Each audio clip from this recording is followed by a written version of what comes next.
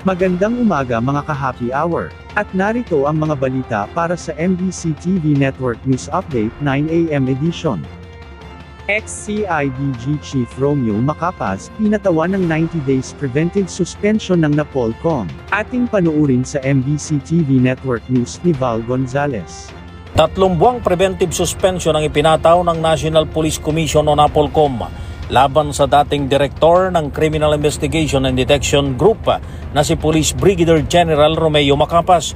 Ito'y dahil sa umano'y harassment and intimidation, tampering of evidence na ginawa ng opisyal sa mahahalagang mga ebidensya na may kinalaman sa missing Sabongeros.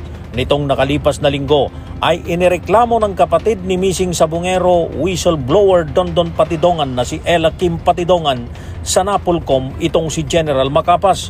Ito'y dahil sa pagkuha umano ni Macapas sa kanilang SIM card at memory card habang sila'y nasa proseso ng repatriation mula sa bansang Cambodia. Ayon kay NAPOLCOM Commissioner Vicente Calinisan, mabigat ang mga ebidensya laban kay Macapas. Therefore, premises considered, the motion for preventive suspension filed by complainant Ella Kim T. Patidongan is hereby granted, and thus, Police Brigadier General Romeo G. Macapas is hereby placed under preventive suspension for a period not exceeding 90 days, effective immediately upon receipt of this resolution.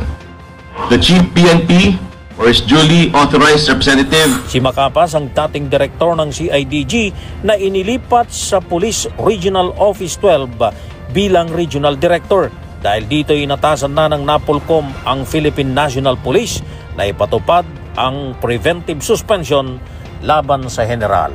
Para sa MBC TV Network News, ako si Val Gonzales, DJ Rates, una sa Pilipinas, una sa Pilipino.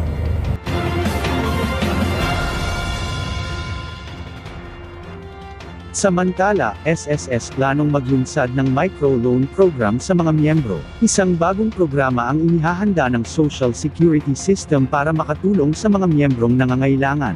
Ayon kay SSS President Robert Joseph Declaro, target nilang ilunsad bago matapos ang Disyembre ang isang microloan facility katuwang ang Union Bank. Layo ng programa na magbigay ng pansamantalang tulong para hindi na mapilitan ang mga manggagawa na umutang sa mapagsamantalang lending schemes at mabiktima ng loan sharks. Magiging kapareho naman umano ito ng kasalukuyang loan interest rates ng SSS at maaaring bayaran mula 15 hanggang 70 araw. Dagdag pa ni Declaro, maituturing itong pamaskong handog ng SSS para sa kanilang mga miyembro at nakatakda rin itong buksan sa iba pang partner banks.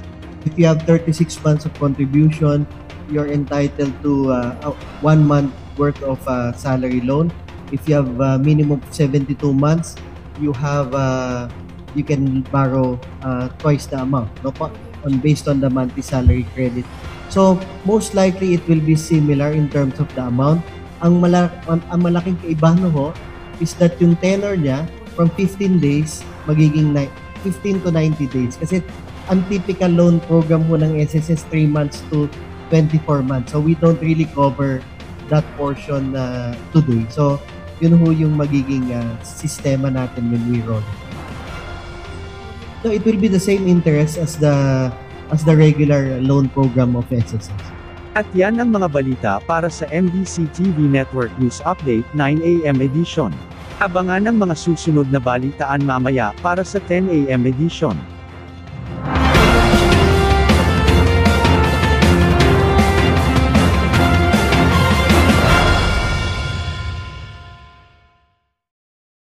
Mga ka-happy hour, kung gusto mong manood ang mga balita sa MBC TV Network News Update, mag-subscribe sa aming YouTube channel, i-like ang aming Facebook page, at i-follow sa aming TikTok account.